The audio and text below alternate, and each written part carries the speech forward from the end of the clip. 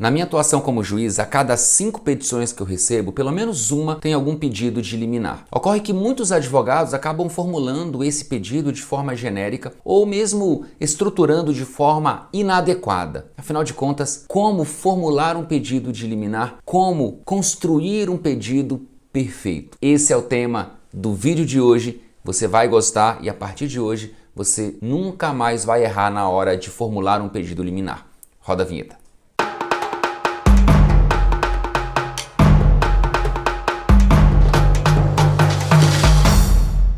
Como estruturar o seu pedido liminar? A primeira coisa que você precisa saber é que uma liminar, um pedido liminar, geralmente ele está relacionado à tutela provisória. E o que é a tutela provisória? É uma tutela, como o próprio nome já diz, não definitiva, que tem por objetivo antecipar no todo ou em parte os efeitos de uma futura e provável decisão de mérito favorável, ou pelo menos assegurar a eficácia de um provimento final de mérito. Eu acabei de distinguir para você aqui a tutela antecipada da tutela cautelar. A tutela antecipada é aquela que tem por objetivo, como o próprio nome já diz, antecipar, no todo ou em parte, os efeitos de uma futura e provável decisão de mérito favorável. Se eu quero que o juiz, ao final do processo, determine que o réu exclua o meu nome dos cadastros de proteção ao crédito, mas eu formulo liminarmente esse pedido para que o juiz, desde já, determine que o réu retire o meu nome dos cadastros de proteção ao crédito,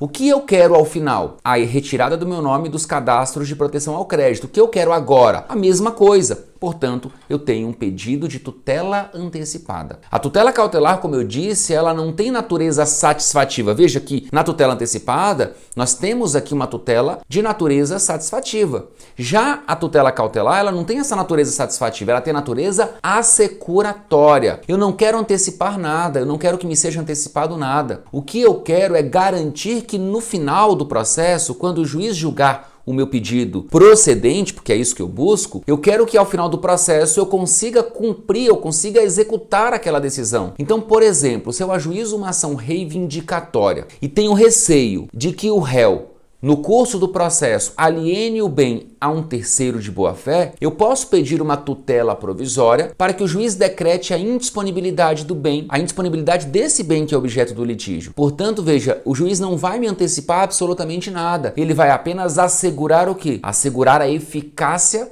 da decisão de mérito futura. Tutela cautelar. Muito bem, então você já sabe agora a diferença entre uma tutela antecipada e uma tutela cautelar. E qual o momento para requerer essa tutela provisória? Então perceba que tutela provisória é o gênero do qual decorrem suas espécies, tutela antecipada e tutela cautelar. Agora, em que momento eu posso requerer esse pedido? Eu posso requerer em caráter antecedente ou em caráter incidental. O que é uma tutela em caráter antecedente? É aquela na qual a primeira petição do processo, a primeira petição do autor é justamente uma petição para requerer a tutela provisória. O autor se limita a requerer a tutela provisória. Eu brinco com meus alunos o seguinte: é como se o advogado fosse contratado no domingo à noite, às 10 horas da noite, para ajuizar uma ação, para protocolar uma petição inicial na segunda-feira, às 9 da manhã. Ele não tem tempo para elaborar toda a petição inicial, mas ele precisa buscar para o seu cliente uma tutela provisória. Então, o que o Código permite? O Código permite que o advogado, nesse caso, em razão dessa urgência, permite que o advogado se limite a requerer a tutela provisória. É como se a petição inicial fosse apenas para a tutela provisória e, ao fim e ao cabo, é isso mesmo que acontece. Os pedidos principais serão apresentados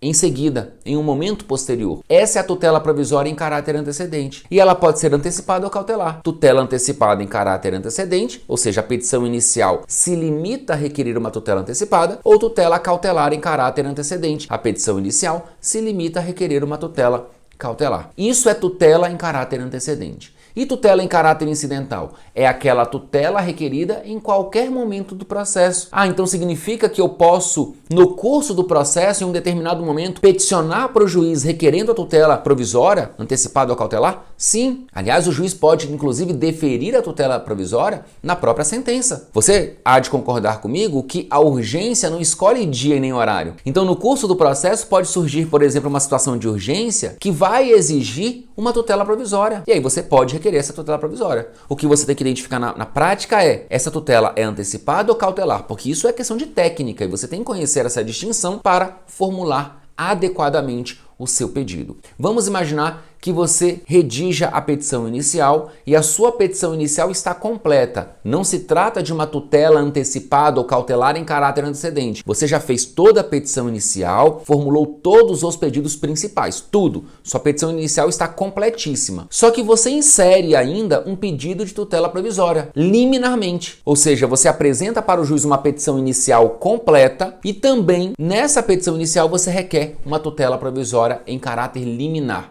Esse seu pedido de tutela provisória é um pedido de tutela provisória em caráter antecedente ou em caráter incidental? Em caráter incidental, não antecedente. O que torna o pedido de tutela provisória ser em caráter antecedente não é o fato de o juiz poder deferir sem ouvir a parte contrária, não é isso. É o fato de a petição inicial se limitar a requerer a tutela provisória. Nesse nosso exemplo, a petição inicial, como eu disse, está completa. Nesse caso, nós temos uma tutela provisória em caráter incidental. Perfeito. Agora, como organizar esse pedido na sua petição inicial? Veja que você já sabe muita coisa aqui, só em 7 minutos, 6, 7 minutos de vídeo, muita coisa sobre tutela provisória. E eu quero te mostrar no vídeo de hoje como estruturar o pedido quando a liminar for requerida no bojo da petição inicial. A sua petição inicial está completa, todos os pedidos principais, e você coloca ainda um pedido de tutela provisória liminarmente. Como você vai estruturar? Muitos advogados fazem o seguinte, eles acham que por se tratar de uma tutela provisória, ou seja, por se tratar de uma tutela liminar, esse é o primeiro tópico da petição e isso está errado. Então, na sua petição, você vai colocar lá o endereçamento, a qualificação das partes, o nome da ação, tudo bonitinho, e você vai começar com os fatos. Então, você vai narrar os fatos, todos os fatos constitutivos do seu direito. Depois você vem para o segundo tópico, do direito ou da fundamentação jurídica. Você vai apresentar toda a fundamentação jurídica do seu pedido principal ou dos seus pedidos principais. Por enquanto, perceba, não falamos nada sobre liminar. Então você começa com os fatos, depois com os fundamentos jurídicos ou com o direito. E quando você terminar esse tópico do direito, aí você vai inserir um terceiro tópico, que é o tópico da tutela provisória, ou seja, do seu pedido liminar. E por que isso é importante? Porque veja, se você formular o pedido liminar logo no início da sua petição, como é que o juiz vai poder deferir o seu pedido liminar? Como é que o juiz vai poder compreender o seu pedido liminar se o juiz não sabe o que aconteceu? Se o juiz não conhece os fatos? Portanto, você tem que começar com os fatos e com os fundamentos jurídicos do pedido, até mesmo porque um dos requisitos imprescindíveis para o deferimento de uma tutela provisória é a probabilidade do direito. E o juiz só vai saber se o seu direito é ou não provável se há aqui o chamado fumus boni iuris, ou seja, fumaça do bom direito, se o juiz antes entender do que se trata, se o juiz ler antes os fatos e os fundamentos jurídicos. Portanto, faça o tópico da tutela provisória, o tópico do seu pedido liminar, como o último tópico antes dos pedidos. O último tópico. E se o seu pedido liminar for de uma tutela de urgência, geralmente os advogados no início do processo, lá na petição inicial, formulam um pedido de tutela de urgência. Nesse caso, há uma dica muito importante, uma estratégia, inclusive, para você aumentar as chances de obter uma tutela provisória, de obter o deferimento dessa tutela. Perceba o seguinte, você vai dedicar um único parágrafo para demonstrar ao juiz a probabilidade do direito e geralmente essa demonstração ela vem por meio de provas documentais. Então você coloca a probabilidade do direito está devidamente demonstrada através dos documentos A, B, C e D. Veja, você vai relacionar, mostrar para o juiz que o seu direito é provável por meio da prova que você já apresentou. Praticamente um único parágrafo só para a probabilidade do direito, não precisa mais. E os demais parágrafos desse seu tópico liminar aqui, da liminar, os demais parágrafos serão para você demonstrar a urgência.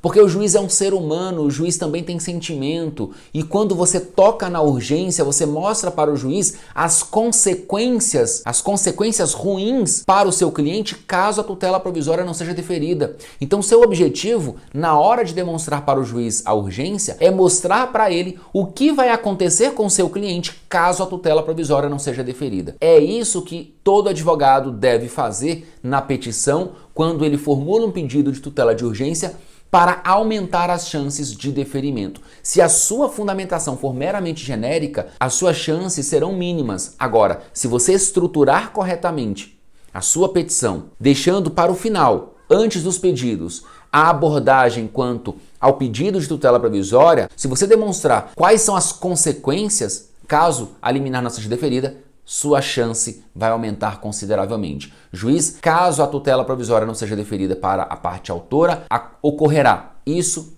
e aquilo. A empresa ficará impedida, por exemplo, de obter crédito, a empresa ficará impedida de participar de licitações, a empresa terá que demitir funcionários. Veja as consequências para o caso de não deferimento. O juiz, ele vai olhar e ele não vai querer dar causa a isso. Suas chances aumentarão consideravelmente. Essa é a dica de hoje. Dê o seu like, compartilhe com seus amigos. Estou te esperando no nosso próximo vídeo. Um grande abraço.